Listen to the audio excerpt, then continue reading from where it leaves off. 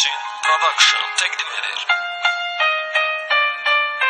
Bu sevgini niye çatdırdın sona?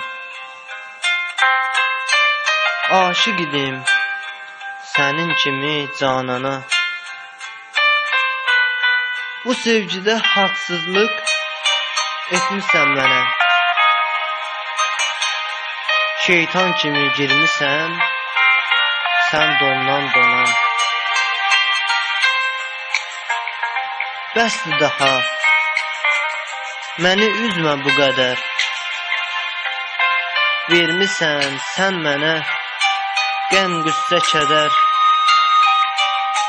Heyf olsun səninlə ötən günlərə. Heyf ki səninlə gedibdir hədər.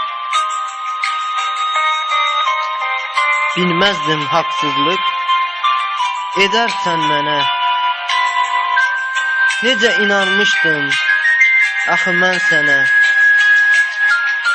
Səni unudacam, sevmərəm daha. Artıq bu dünyada sevmərəm yenə.